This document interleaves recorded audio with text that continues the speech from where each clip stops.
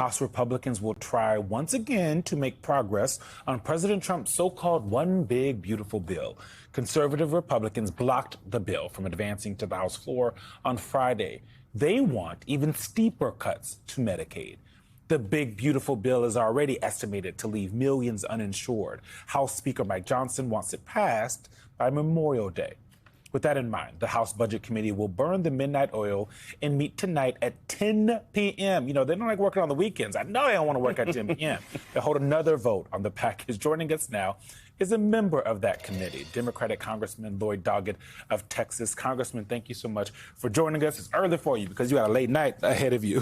Why do you think you guys are looking at this as 10 p.m. on a Sunday night? Well, we were assured we would not be meeting today. As recently as the conclusion of our meeting on Friday, I think the Speaker is under a great deal of pressure to deliver. And here's another battle between the far right and the not so right Republicans over one big beautiful bill that's really full of ugly details.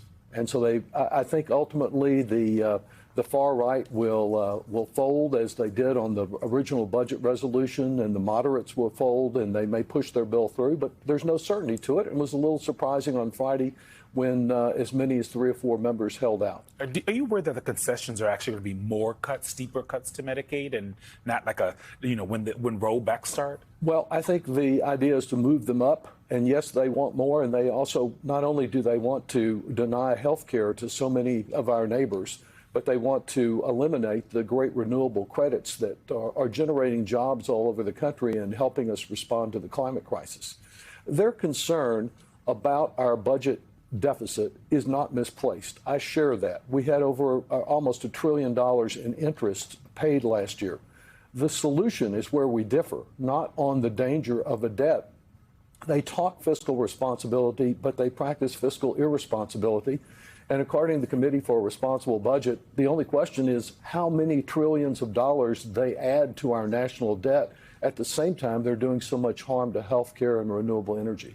And on that point, Congressman, a big piece of news dropped on Friday. Moody's downgraded the U.S. credit rating on government debt. Do you see that as a message from Moody's, which is the third rating agency to downgrade America's credit, as a message to Congress, and particularly the Republicans in Congress, as they try to push this bill that the president says he wants?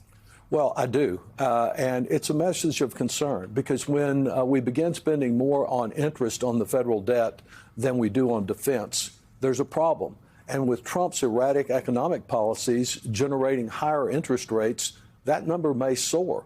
I believe we need to address the national debt, but there's a way to do that. We can cut the size of this bill in half, and deliver every tax cut Republicans say they want, the good, bad, and many ugly provisions in there, for half the cost, so long as we limit the benefits to the 98% of Americans who earn $400,000 and less.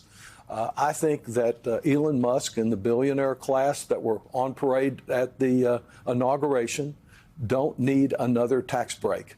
And if we just limited the size and those who receive the benefit to middle and upper middle and some fairly prosperous Americans, we don't have to make the huge cuts in health care, in renewable tax credits, and we can be more fiscally responsible. You know, you can't meet with a group of Republicans to talk about the budget deficit without hearing them rave about the size of this deficit. And yet they're proposing $4 to $7 trillion, which really may endanger the Social Security Trust Fund if this continues to build up. Congressman, there's such tension among Republicans from the deficit hawks, and then you have senators like Josh Hawley who are saying politically this is just not going to be good for our constituents. We have to preserve Medicaid. Let's play a little sound from him from what he said recently on this. It ought to be just a basic foundational principle. It is wrong to cut health care for the working poor. And that's what we're talking about here with Medicaid. My state is a Medicaid expansion state. Over 20% of Missourians, including hundreds of thousands of children, are on Medicaid. We're not talking here about just work requirements. The House goes much, much, much further than that. This is real Medicaid benefit cuts. I can't support that. No Republican should support that. We're the party of the working class, Manu. We need to act like it. Congressman, how are they going to come together?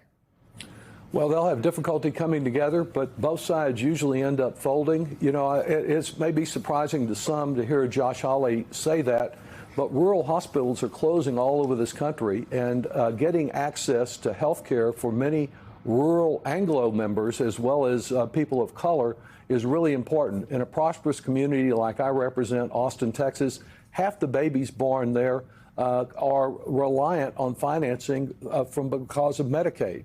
And so in the rural areas, it's even more significant.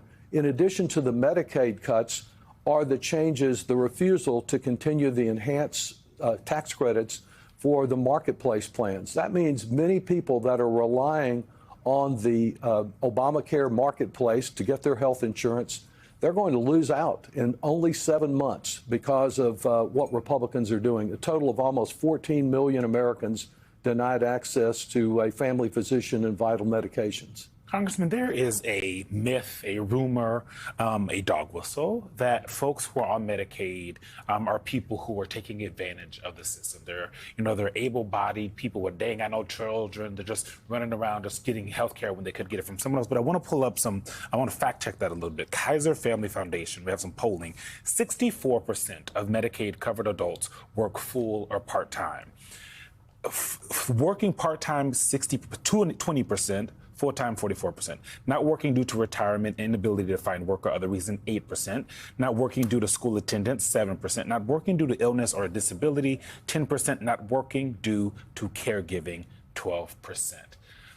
Those are the facts. And, you know, Republicans like to promote this myth that everyone relying on Medicaid is just lazy. And it is a myth. What's behind the myth, though? Why do you think they like to do that dog whistle? They like some excuse for what they're doing, and they want to identify this program strictly with people of color.